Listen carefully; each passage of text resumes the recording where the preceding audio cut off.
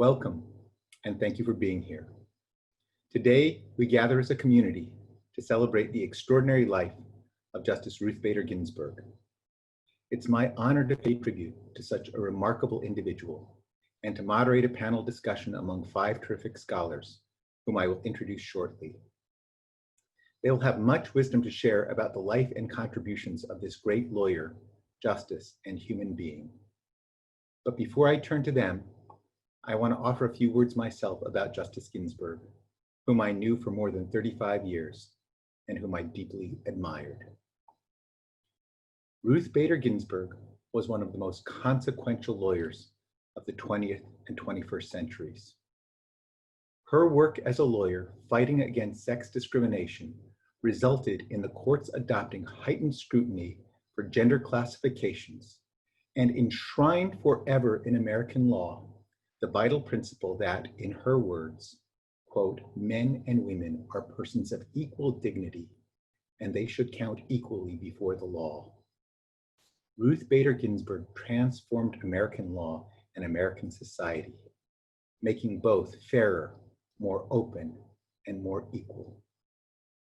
She accomplished all of this by working hard to perfect and apply to best advantage the lawyer's craft. She once told an interview, quote, "The law is a consuming love for me," and she was superb at her craft. She worked extremely hard. In her briefs and oral arguments, she always had utter and complete command of facts, reason, history, text, precedent, and strategy. She also brought to the challenging and important work she did a sense of patience, humility, and empathy. She understood that, quote, real change, enduring change, happens one step at a time, and she knew that bringing about change might require her to press an argument again and again and again until she was finally heard. And in moments of frustration, she followed her mother's advice and never reacted in anger. Because in her words, quote, that would be self-defeating. Instead, Ruth Bader Ginsburg always treated those moments as an opportunity to teach. You see those very same qualities in her judicial opinions. From mundane questions such as the meaning of the word subparagraph in the Truth in Lending Act, to monumental issues like the constitutionality of the Affordable Care Act, Justice Ginsburg was a lawyer's lawyer. No matter what the question, she saw her job as getting the law right. That is perhaps why fellow judges and justices, even those who disagreed with her, sometimes vehemently, admired and respected her so much. She brought to all of her work the kind of principled integrity that judges at their very best bring to their decisions. That is also why I predict she will be counted among the great jurists like Robert Jackson or Henry Friendly, whose work withstands the test of time and who are respected throughout the generations by people across the ideological and philosophical spectrum. It is hard to imagine a more consequential life, a life of greater meaning and more lasting impact. And Justice Ginsburg did all of this while herself carrying the heavy weight imposed by discrimination. To our eternal regret, she encountered it here at Harvard Law School. This included our refusal when she and her family moved to New York for her 3L year to allow her to finish her studies at another school and still graduate with her HLS class. And though she rose to the top of her class at Columbia and had the unique distinction of serving on both the Columbia and the Harvard Law Reviews, she also faced discrimination in the profession. When she was seeking her first law firm job, she said, quote, "I struck out on 3 grounds. I was Jewish, a woman, and a mother." She faced headwinds and indignities too numerous to count. Think of what an extraordinary person it took to overcome all of that and in the process to change the world and open for others doors that had been closed to her because of her sex. I'm going to stop now and take up my role as moderator of this distinguished panel. But before I do, I want to share one final reflection. In Judaism, it is, I think, a lovely tradition that when someone passes away, we offer the following wish. May her memory be a blessing. It captures the continuity of life and the way each life goes on by touching and inspiring others. I can think of no one for whom that thought fits better. And so in closing, I say of our friend Justice Ginsburg, may her memory be a blessing. Okay, I will briefly introduce our distinguished panel. We will hear first from Dean Tomiko Brown-Nagin, who is Dean of the Radcliffe Institute for Advanced Study and the Daniel P.S. Paul Professor of Constitutional Law at Harvard Law School. She will be followed by Professor Vicki Jackson, the Lawrence H. Tribe Professor of Constitutional Law at HLS. Then Professor Michael Klarman, the Kirkland and Ellis Professor and a former law clerk to Judge Ginsburg. Professor Klarman will be followed by my predecessor, Professor Martha Minow, the 300th anniversary university professor at Harvard. And finally, our tribute will be closed out by Professor Daphna Renan, who recently became a tenured professor of law here at HLS and who clerked for Justice Ginsburg on the Supreme Court. My thanks to all my colleagues for being here and for sharing your insights about Justice Ginsburg and her extraordinary life. Dean Brown-Nagin. Thank you, Dean Manning, for inviting me to be a part of this discussion and for your wonderful words. It's so nice to engage with Harvard Law School colleagues and students. I also want to welcome those from the Radcliffe community who are tuning in. Now, there are many ways to describe Justice Ginsburg's historic achievements. I want to focus on one enduring descriptor. When President Bill Clinton nominated her to the Supreme Court, he noted that some called Ginsburg the Thurgood Marshall of the women's movement. During my brief comments today, I want to engage and complicate that comparison towards the ends of one, celebrating Justice Ginsburg's path-breaking career as a litigator and defending it against the critique that it was insufficiently progressive, to highlighting how the civil rights movement inspired a movement of movements that reverberated throughout society to the benefit of women and a range of marginalized groups, and finally insisting that the loss of Ginsburg, the last civil rights lawyer on the court, deprives the institution of an invaluable perspective on law and society. Now, first, why the comparison to Marshall?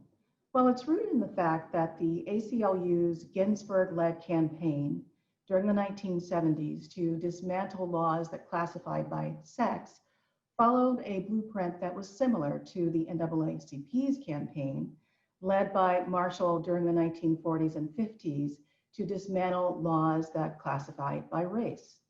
Like the Marshall campaign, the Ginsburg campaign unfolded incrementally. It involved carefully chosen plaintiffs, featured stark examples of differential treatment, and successfully showed that because of stereotypes and animus, the classifications in question treated differently groups that were in fact fundamentally the same, and thus violated the Equal Protection Clause's equal treatment principle. But there's more. Ginsburg's connection to the civil rights movement is more substantial than that blueprint, and it goes beyond Thurgood Marshall. Ginsburg collaborated with Pauli Murray, who was a brilliant, queer, Black woman civil rights lawyer whose work shaped the NAACP's campaign. Now, many of you have probably never heard of Murray, but you really should have. At Howard Law School, Pauli Murray wrote a paper arguing that segregation violated the 13th and 14th Amendments. Now, at first, the men laughed at her, but later, Marshall relied on Murray's paper to inform the litigation in Brown versus Board of Education.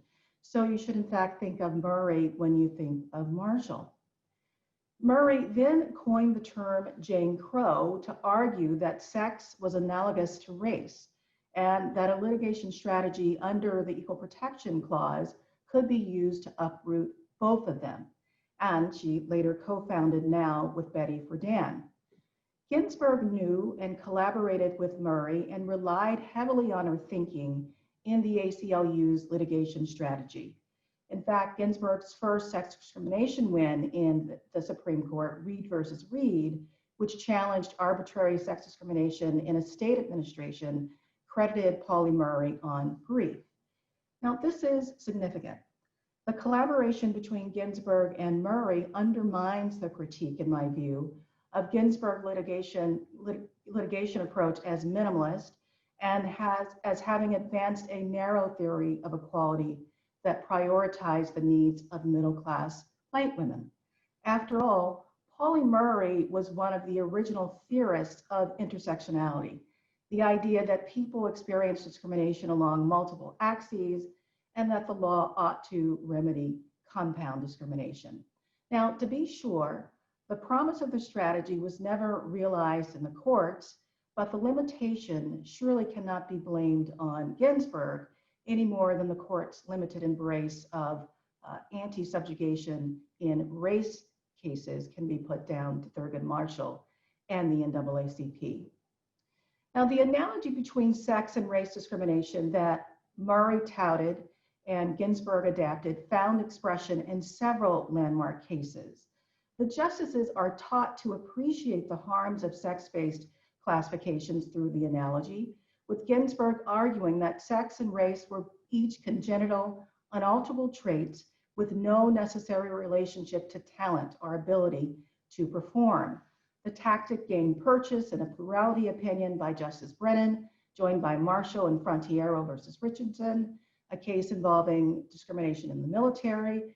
Brennan justified heightened scrutiny of the classification by comparing women and enslaved people, saying, the condition of women in many ways was comparable to that of Blacks under pre-Civil War slave codes, including because both were denied access to the political process. Now, of course, harms based on race and sex frequently are qualitatively different, but the point here is that the analogy provided leverage and resulted in the application of heightened intermediate scrutiny to gender classifications by a court majority in Craig versus Boren. Then, as a Supreme Court justice, Ginsburg deployed that analogical reasoning in her most doctrinally consequential case, US versus Virginia, finding VMI's single-sex admissions policy unconstitutional and citing a pivotal race discrimination case, Sweat versus Painter, where the court ordered the admission of a Black man to UT on grounds that the separate space provided had deprived him of the intangibles of an equal education in doing so. VMI, of course, represents the culmination of Ginsburg's campaign for equal treatment in the law for women. But Justice Ginsburg does so much more than avenge women's rights, as important as that is. Her record on the court reveals that Ginsburg was not only the Thurgood Marshall of the women's rights movement, she was the last civil rights lawyer on the court, of course, following Thurgood Marshall, the first. Now, as any civil rights lawyer would, she championed equity for a range of identities and conditions that had led to subjugation. So not only on the basis of gender, but on race, disability, sexual orientation, and so on. In my remaining moments, I want to drill down on a handful of race cases in which Justice Ginsburg demonstrated uncommon insight into the problem, not unlike Justice Marshall. In Adarand versus Pena, Gratz and Grutter versus Bollinger, Ginsburg defended race-based affirmative action against a legal onslaught. Historical and persistent discrimination grounded her analyses in those cases. Now, other justices rejected race-based affirmative action, concluding that the period of de jure segregation taught that all race-based classifications should be rejected. For Ginsburg, that framing was all wrong. She drew on reasoning from gender cases and observed that no one thought preferences for women were harmful. It's pretty easy to recognize, she argued, the difference between an engine of oppression and an attempt to foster equality. Ginsburg not only defended affirmative action, she actually rejected future attempts to banish it in Grutter, where she objected to the 25-year sunset provision in that case, in essence arguing that the country was so far away from eliminating racial discrimination that talk of sunsetting affirmative action was premature. She wrote, "It is well documented that the conscious and unconscious racial bias, even rank discrimination based on race, remain alive in our land, impeding realization of our highest values and ideals."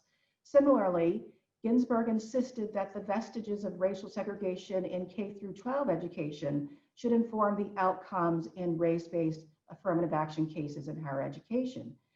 In her dissent in Missouri versus Jenkins, a school desegregation case, Ginsburg pushed back against the notion that those remedies had been in place for too long. She wrote, "The court stresses that the present remedial programs have been in place for 7 years, but compared to the more than 2 centuries of firmly entrenched official discrimination, the experience with desegregation remedies have been evanescence."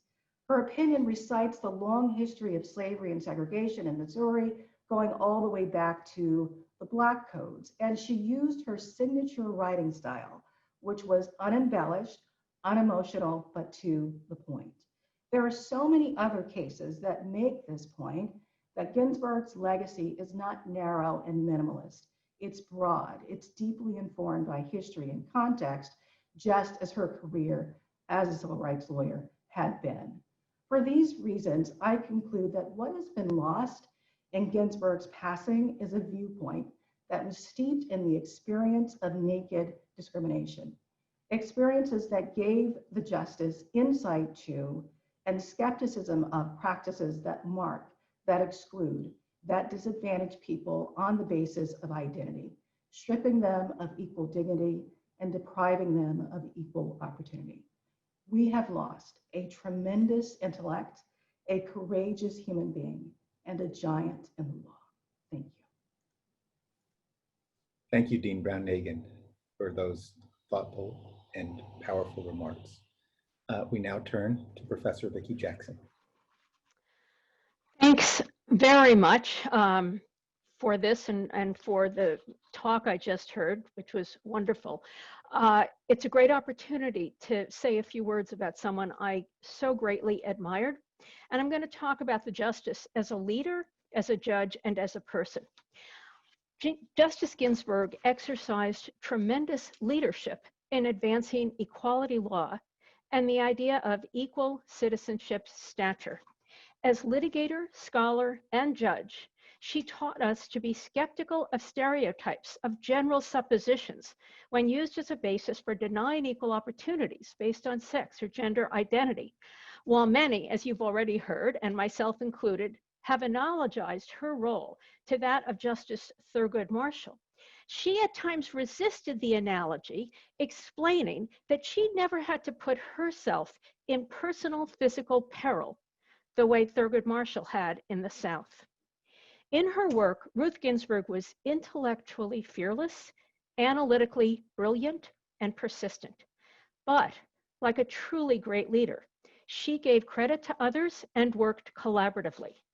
In her landmark brief in Reed v. Reed, the Supreme Court case which for the first time ever struck down a gender classification in law, Ginsburg gave credit to Dorothy Kenyon and, as you've already heard from Dean Brown-Nagin, Pauli Murray, both early equal rights advocates. Kenyon was a civil rights lawyer, a feminist, a judge, and a very early target of Senator Joe McCarthy. Murray, of whom you've already heard so much, was an African American. She had been denied admission to one graduate school because of her race. She was denied admission to Harvard Law School in the 1940s because of her gender. After the work you heard of already that contributed so much to the NAACP's challenge to racial segregation, Murray wrote about Jane Crow in the law and analyzed how to attack it. Attorney Ruth Ginsburg credited Murray and Kenyon with a generosity of spirit that continued as Justice Ginsburg used her public platform to emphasize the contribution of many others to gender equality, including her co-author on what was the very first casebook on sex-based discrimination. It came out in 1974. That casebook was one of her many collaborative efforts. I'll mention only one other. Just after she joined Columbia's law faculty, she made common cause with others to protest and ultimately to prevent layoffs by Columbia University of what were then called maids, a virtually all-female group, while the group called janitors, all male, were not laid off. Second, Justice Ginsburg made great contributions to judging, to justice, equality, and fairness, including her VMI opinion, of which you've heard, and powerfully incisive dissents, not only in the affirmative action cases that you heard about, but in Shelby County, in Gonzalez against Carhart, or in the ACA case on the Commerce Clause issue. But she worked just as hard on cases that many would regard as less significant, but where she felt the law had been misinterpreted or procedural rules applied too harshly. Ginsburg was, I think, simply incapable in her legal work of being less than thorough, less than analytically precise, and attentive to the contextual implications of the issue. Her deep craft and powerful mind are reflected in her judicial opinions. But she was also a small d Democrat with an appreciation of the role of the public and political actors in law's evolution. She urged the need to link litigation and law reform with public education. She believed, as in her Ledbetter dissent and other writings, that it was not only courts, but also legislatures that could and should provide protection for rights. And these views informed her sense of the role of the court in our constitutional democracy. Finally, as a person, Justice Ginsburg had a truly rare combination of qualities that I think were related to each other: wisdom, openness, generosity, insight into how the law affects real people, and a capacity to make lasting human connections with clients, colleagues, staff, and many others. Although her married family life and her friendship with Justice Scalia have been much described and maybe further today, the enduring connections she made with a wide range of other people are less noted. A personal story.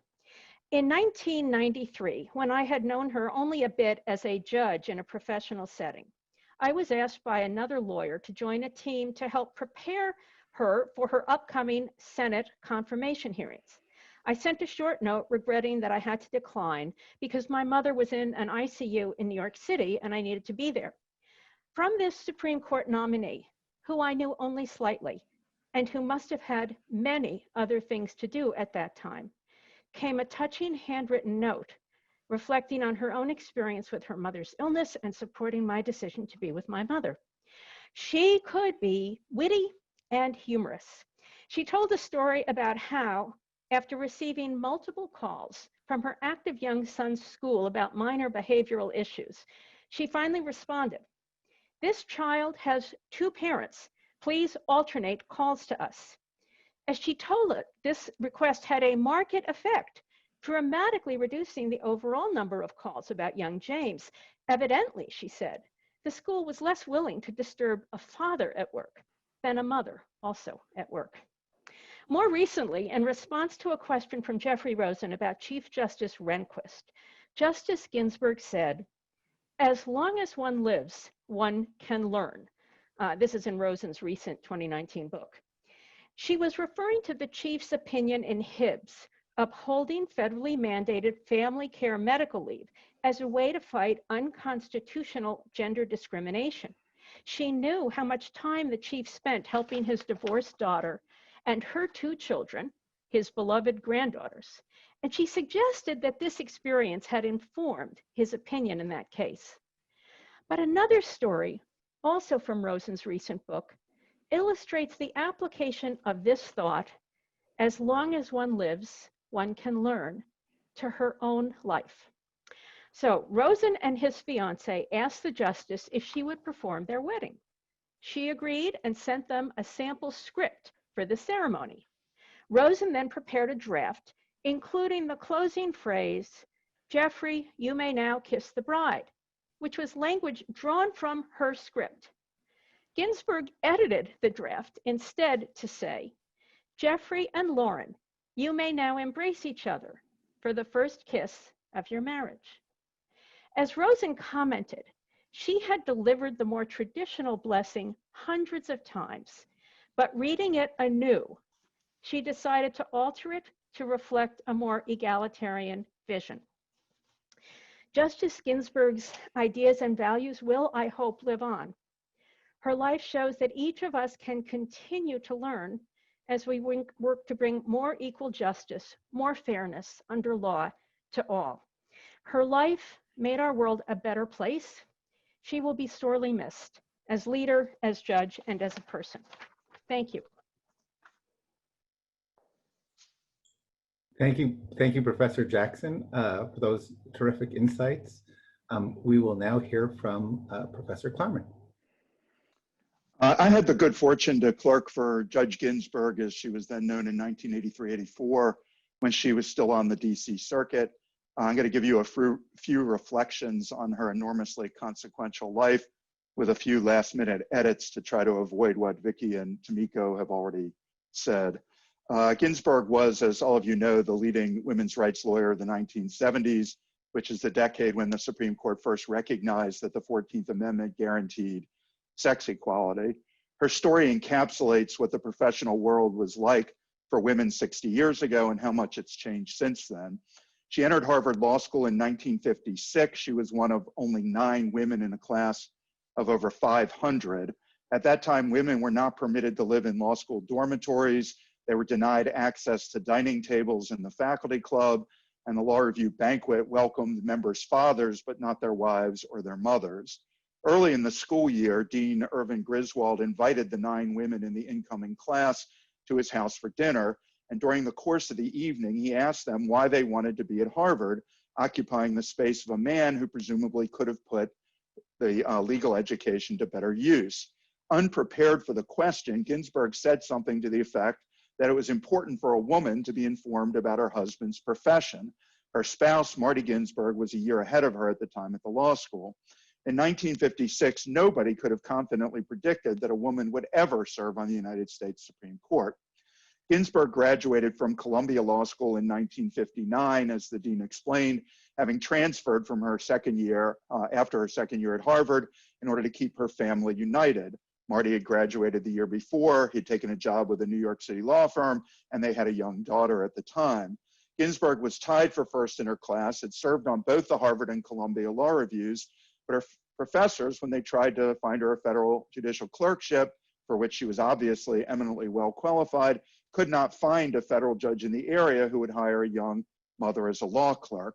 Finally, Professor Gerald Gunther, who was my professor at Stanford 40 years ago, convinced a federal district judge, Edmund Palmieri, to hire Ginsburg by offering a personal guarantee that if she did not work out, he would find a male replacement. In fact, she worked out so well that Palmieri eagerly hired female law clerks thereafter.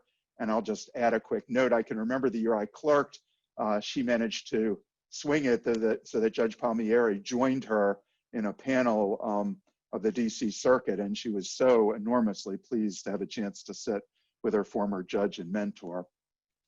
Ginsburg enjoyed telling a revealing story about how she got her start in legal academia. Rutgers Law School had no women on its faculty, like most American law schools in the early 1960s, but it did have one African-American faculty member, which was pretty rare at the time. When he left Rutgers to become, I think it was dean at Howard Law School, faculty members sought to replace him with another Black man. Not finding one to their liking, they hired a white woman instead, because Black and female professors were apparently equally curiosities in those days.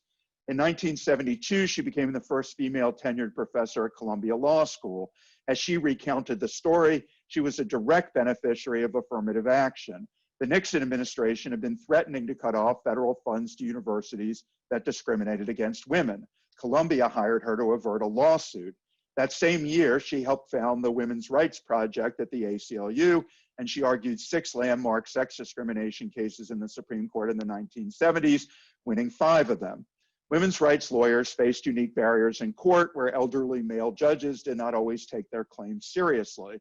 At the end of her oral argument in the Supreme Court in a case challenging Missouri's exclusion of women from juries, one of the justices concluded the argument with this question: "So I take it you won't settle for putting Susan B. Anthony on the new dollar then?" A great deal of Ginsburg's work as a social reform lawyer took place outside the courtroom. The strategy of the WRP included not just litigating cases, but also lobbying legislatures, training lawyers, and educating the public about issues of sex equality. Ginsburg devoted at least as much of her time to such pursuits as she did to litigation. When her female students at Rutgers asked for a seminar on women and the law in the late 1960s, Ginsburg spent a month in the library reading every court decision and law review article she could find on the topic in order to prepare such a course. Given the relative dearth of such material, she later reported, this was not a very taxing undertaking. Ginsburg and 2 of her colleagues put together one of the nation's first case books on women in the law, as Vicki noted, and she encouraged other schools to offer similar classes. She wrote numerous law journal articles on sex discrimination litigation, and she maintained a steady stream of correspondence with student law review editors, urging them to write about recent sex discrimination cases and trying to help educate them about the issues involved. She also traveled around the country, testifying before state legislatures in support of the Equal Rights Amendment and speaking to ACLU affiliates and university audiences about sex equality issues. Appreciating that social reform litigation is not just about winning cases in court, but also about influencing public opinion, Ginsburg became an organizer, mobilizer, publicist, and educator for the sex equality movement. When Ginsburg learned of the ACLU's involvement in Reed versus Reed, which became the court's landmark sex discrimination of 1971, she asked the organization's legal director whether a woman ought not to be involved as co-counsel in the case, and he promptly invited her to join him. Her leadership of the WRP and her oral advocacy in the Supreme Court were inspirational to countless women, and she received many notes of gratitude from those she had inspired, notes that she always answered. One of Ginsburg's many impressive qualities was that she never failed to highlight the contributions of prior generation of feminists, such as Pauli Murray, as you've heard, to her own work. Like most of Ginsburg's law clerks, I relish the experience, admiring her legal brilliance, learning from her exemplary writing schools, and both respecting and enjoying her as a person. However, as any of us would tell you, Ginsburg was not an ordinary down-to-earth sort of person. Conversations with her could be awkward because she always thought carefully before speaking, did not waste words, and declined to engage in small talk. Thus, conversations with her would often feature long pauses while you tried to figure out if she was finished speaking and now it was your turn, or if she was still formulating her thoughts. You certainly did not want to interrupt an eminent federal jurist in mid-thought. I have 2 favorite stories about Ginsburg from my clerkship. Both have to do with sports, which has always been an obsession of mine, but not so much of hers.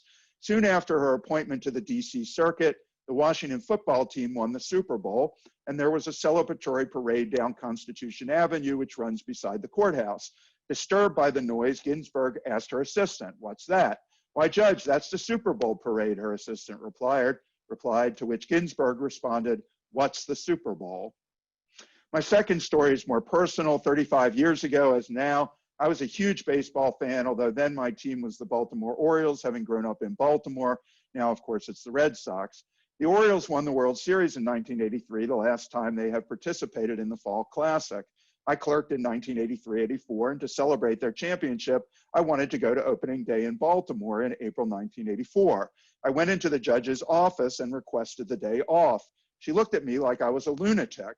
Now, to be clear, she had no problem with clerks taking time off from work. Part of what made her a great boss is that while she expected us to get our work done in a timely fashion, she didn't care much how we managed to do so. Had I asked for time off to attend opening night at the opera, I was always convinced she would have understood that completely. One last thing I should probably mention about Ginsburg is that she always had this great friendship with Justice Scalia. dating from their service together on the DC Circuit, perhaps even earlier for all I know. I actually had Scalia for constitutional law when he was visiting professor at Stanford in the spring of 1981. Meaning no disrespect, I found him such a lackluster teacher that I regularly cut class. Please don't tell the dean on me. I suppose I just did. When I arrived for my clerkship in 1983, Scalia already had been appointed by President Reagan to the DC Circuit. I and my fellow clerks were pretty liberal, and Scalia, of course, was not. We were befuddled by Ginsburg's great friendship with Scalia, and we saw it as our job to ensure that he didn't slip anything into his footnotes that would try to make a subtle but significant change in the law. We worried that her fondness for him might cause her to lower her guard. It's hard to fathom the arrogance of three 25-year-olds thinking their job was to save the world from Justice Scalia.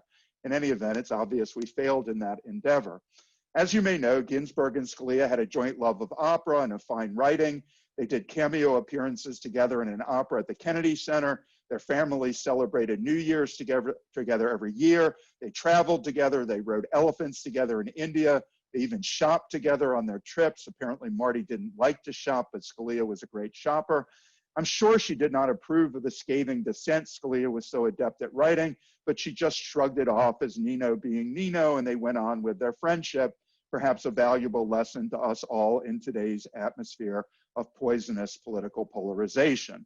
When Justice White died in 1993, and Scalia was asked who he would rather be stranded on a desert island with, my colleague Larry Tribe or New York Governor Mario Cuomo, his response was Ruth Bader Ginsburg, and he got his wish. Thank you.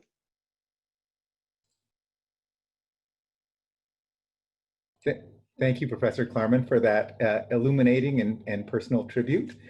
We will now hear from Professor Martha Minow.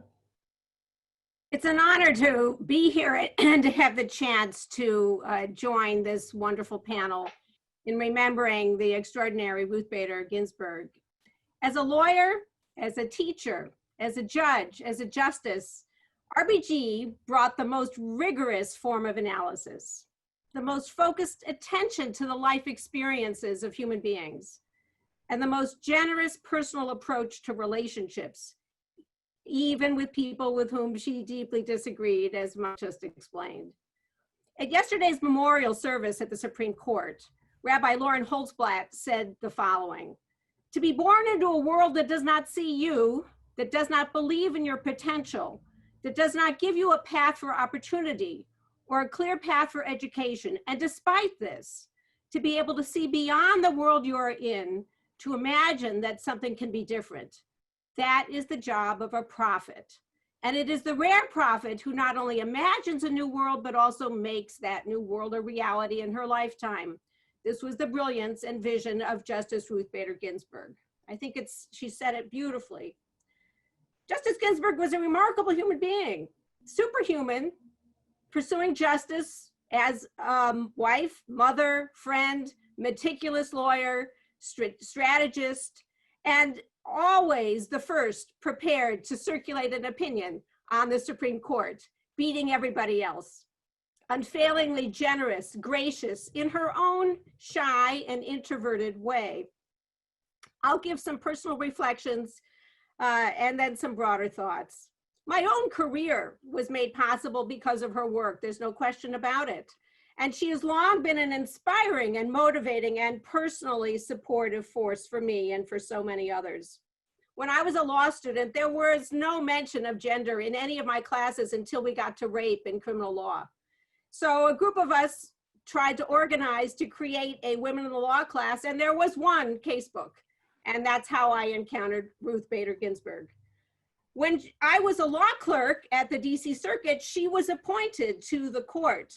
And it was transformative in my own sense of myself to see a small, forceful woman in that role.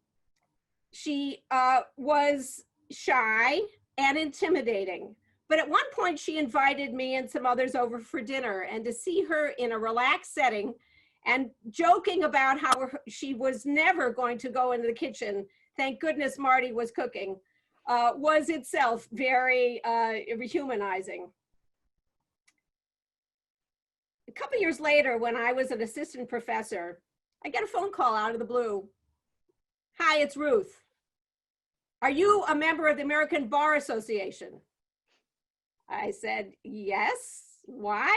She said, well, why don't you tell people that you are? I didn't understand the call at all.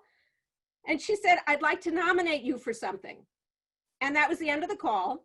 She nominated me to go on the board of the American Bar Foundation, which I joined, and I learned immediately 3 things from her.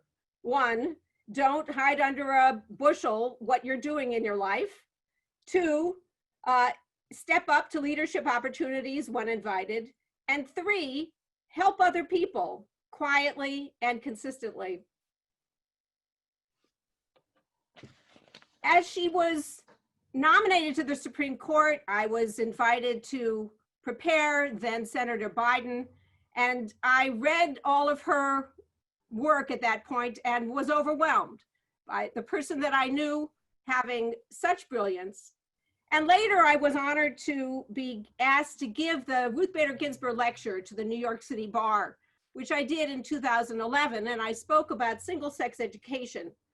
And as I was exploring the difficult questions about whether there should be schools that exclude men, but maybe schools that don't exclude women, what should happen? But Ruth Bader Ginsburg pops up from the audience and she says, well, you might be interested to know that although I think no school should ever be allowed to exclude a female, I sent my daughter to an all-girls school.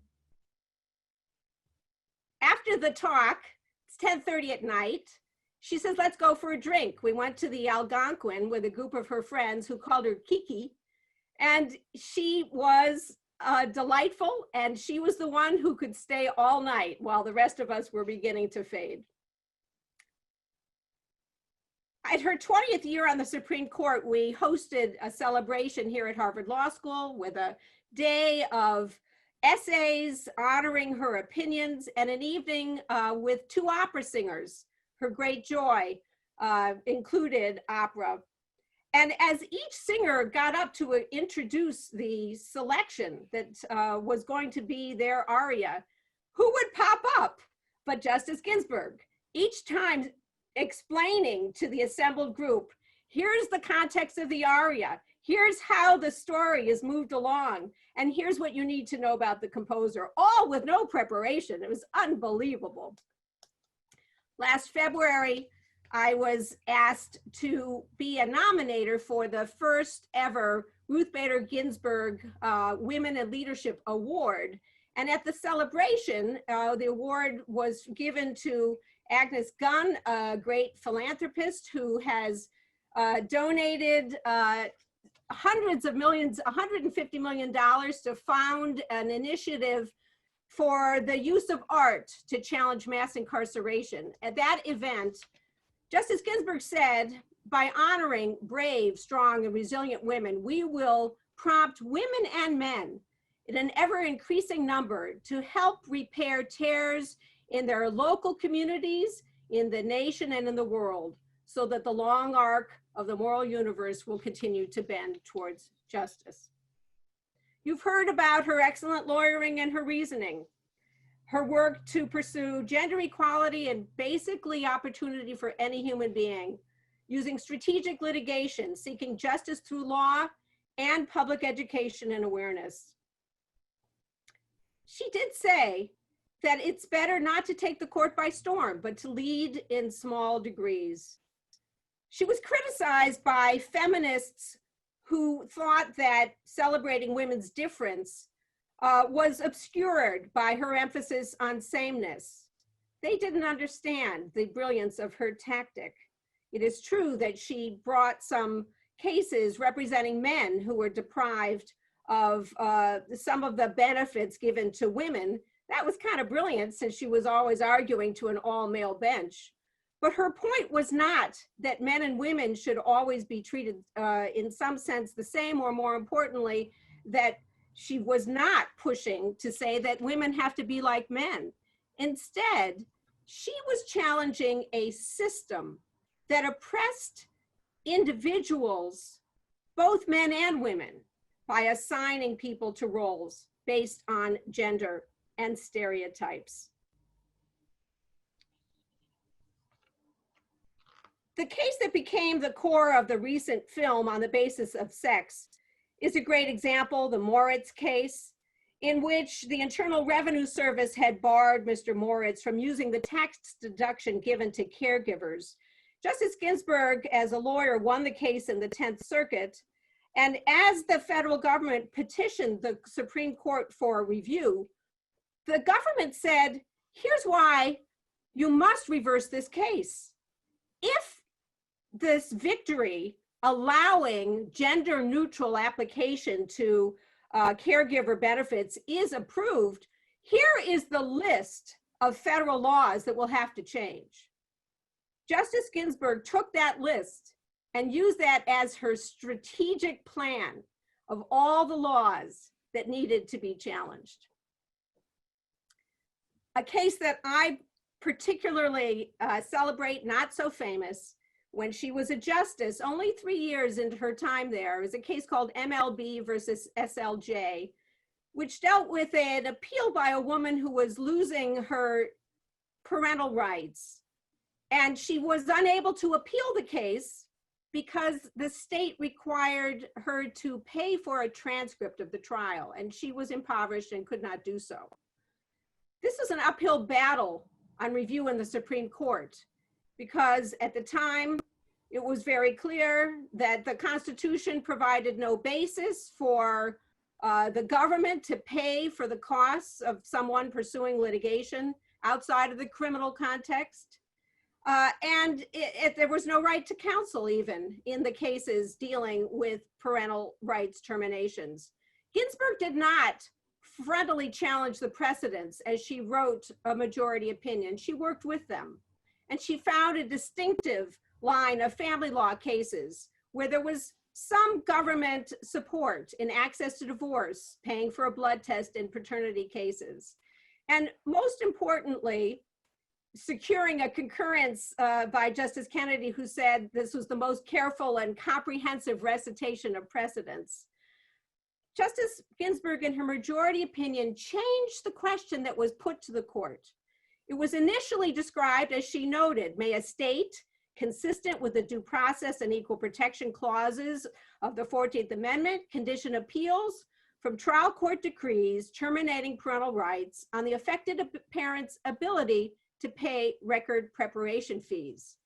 She recast the question later in the opinion to say, does the 14th Amendment require Mississippi to accord this plaintiff access to an appeal available but for her inability to advance required costs before she is forever branded unfit for affiliation with her children? Look at the change in the question. She shifted from what was a fight over whether this case fit within due process or equal protection and just said 14th Amendment. She shifted from whether there should be a government subsidy to appeal to saying there's a right to appeal. It's being barred only because of this requirement imposed by the state. And she shifted from the bland phrase about terminating parental rights to describe forever branding as unfit for affiliation with her own children. Justice Ginsburg is a heroine for people who follow civil procedure law, tax law, environmental law. You can go field after field after field, the expertise, the precision, the rigor. But I will close by picking up a theme that several of my colleagues have also pointed to, which is her interpersonal, collegial, and conception of being part of a world, part of a social movement, and part of a society with many, many, many people contributing. You've heard about how she credited others, whether in briefs or in her work. You've heard about her collegial friendships with Justice Scalia, maybe less well known, is a similar one with Justice Thomas. With Justice Scalia, once he was planning to send her 24 roses for her birthday, and a reporter heard about it and said, "Are you hoping to win Ginsburg over by buttering her up with flowers?" And Scalia said, "Some things are more important than votes." When Justice Ginsburg passed away, Justice Thomas said, "I'm heartbroken to learn of the passing of our friend, Justice Ruth Bader Ginsburg. Through the many challenges, both professionally and personally, she was the essence of grace, civility, and dignity. She was a superb judge who gave her best and exacted the best from each of us, whether in agreement or disagreement. And as outstanding as she was as a judge, she was an even better colleague, unfailingly gracious, thoughtful, and civil." She received advice on her wedding day from her mother-in-law, who said in every good marriage, it helps sometimes to be a little deaf. And she would say that applied to her job as well. And she says she applied it in every workplace, including the Supreme Court. Her words, "When a thoughtless or unkind word is spoken, best tune out. Reacting in anger or annoyance will not advance anyone's ability to persuade."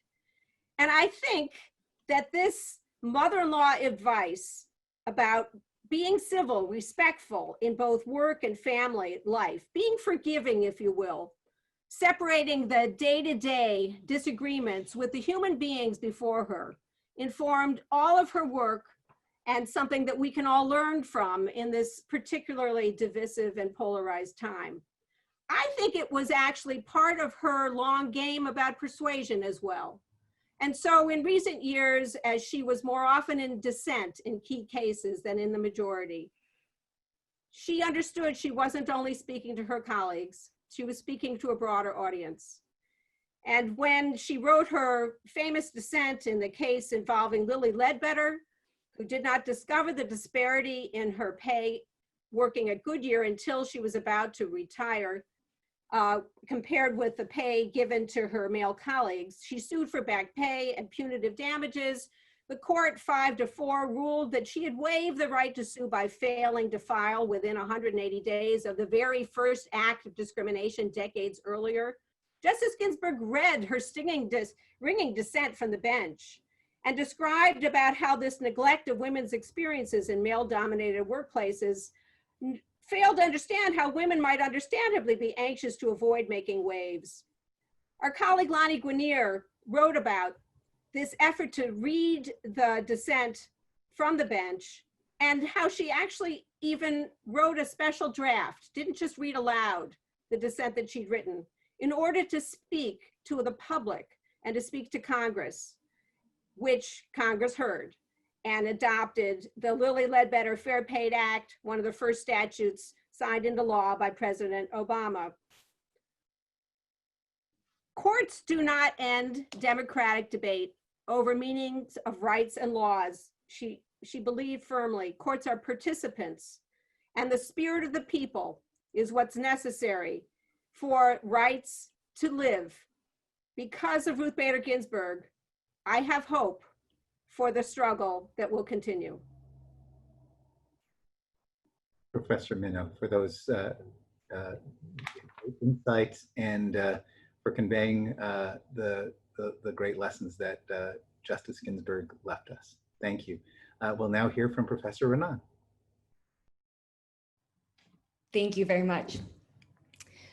Once compared to Shakespeare's Portia, she too demonstrated that women can hold their own as advocates for justice. Her enduring legacy is the path she opened for women who later followed the tracks she made. These words were written by Justice Ginsburg in the first assignment that I had for her in chambers, a foreword to the biography of Belva Lockwood, lawyer and advocate for suffrage who was the first woman to be admitted to the Supreme Court bar in 1879, the first to argue before the court, and twice a candidate of the Equal Rights Party for president. RBG handed me the biography for which he had agreed to prepare a foreword in my first week in chambers.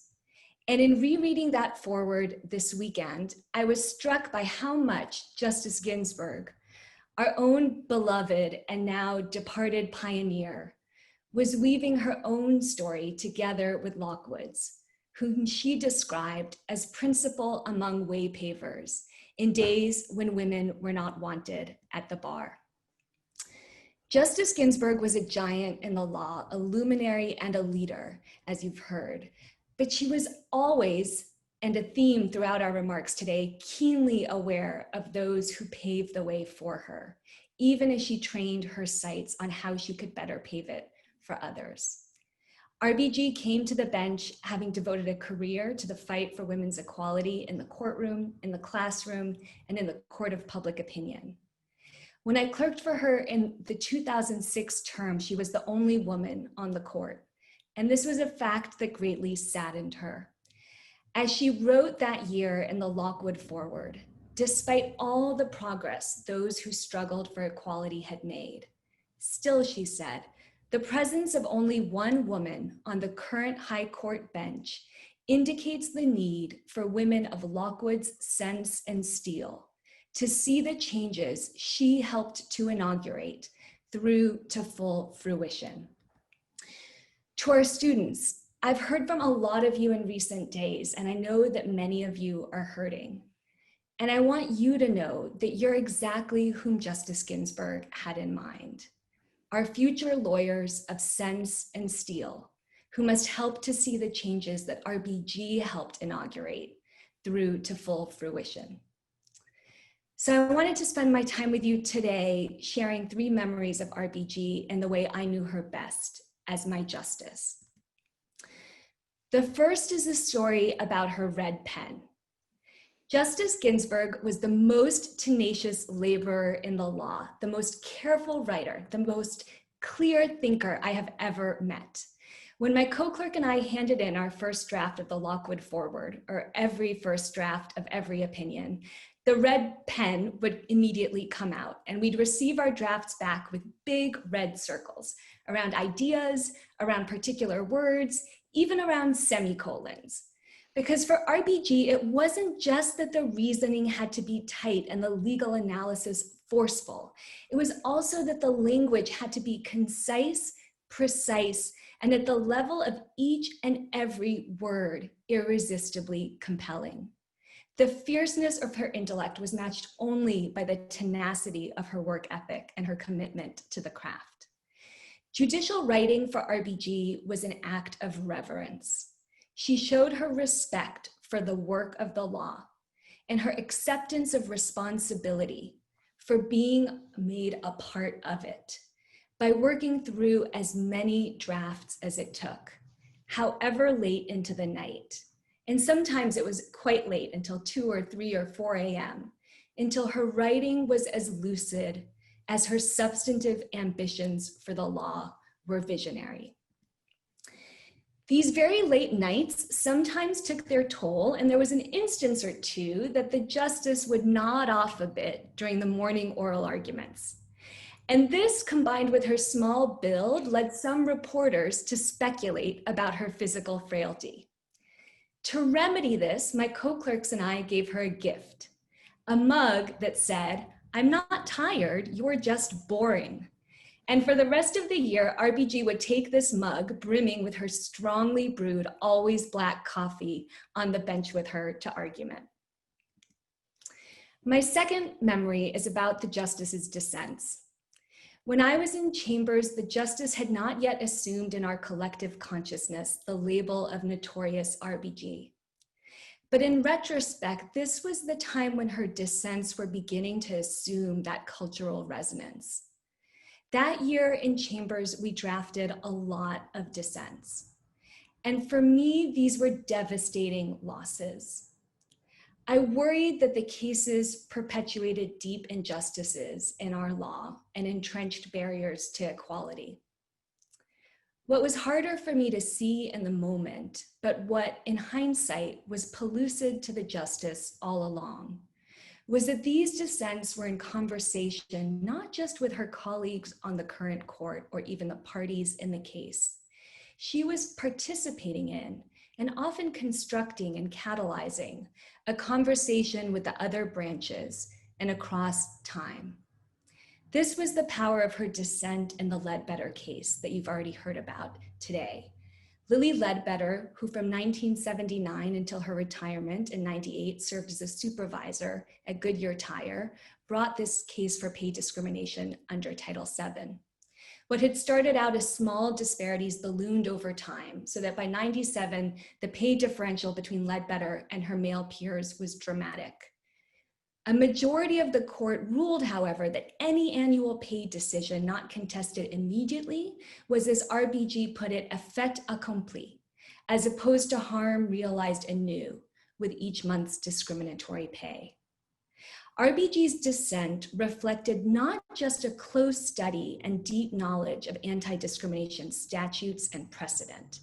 It reflected as well a profound understanding of how discrimination in the workplace actually unfolds and the challenges of bringing it to the court's attention. Pay disparities often occur, she wrote, in small increments. Cause to suspect that discrimination is at work develops only over time. Small initial discrepancies may not be seen as meat for a federal case, particularly when the employee trying to succeed in a non-traditional environment is averse to making waves. What RBG perceived was not only the mechanics of workplace discrimination, but also those of social change. And so that famed line in her dissent that you've just heard about, the ball, she said, is in Congress's court. RBG knew, though, that although the ball would need to move from the Supreme Court to Congress's court, the justice could still decide how to serve it. And so when she read her powerful dissent from the bench, interweaving the logic of anti-discrimination principles with the inner workings of discriminatory practice, she framed a call for action that, of course, led to the Lilly Ledbetter Fair Pay Act that Professor Minow just remarked on. Even as she strove for and achieved landmark changes in the law, the justice was also a force for equal treatment in many more subtle and less known ways. And here's just one example. I was stunned to learn over a law clerk lunch with the clerk of the court the year that I clerked that women advocates were still being advised by the court to wear skirt suits for their oral arguments. And when we clerks returned from the lunch, we asked RBG if she knew that this advice in 2006 was still being given to women oralists. Before the end of the day, she buzzed us into her chambers to let us know that she had already secured a change in that practice. It was remarkable to watch a brilliant mind, but also a somewhat quiet and reserved person assume the role of the notorious RBG. The power of her ideas, the rigor of her writing, the passion of her commitments somehow gave voice to a much younger generation, a generation that continues to strive for those ideals. She became the embodiment of a vision of the law and of our hopes for a more equal and just society.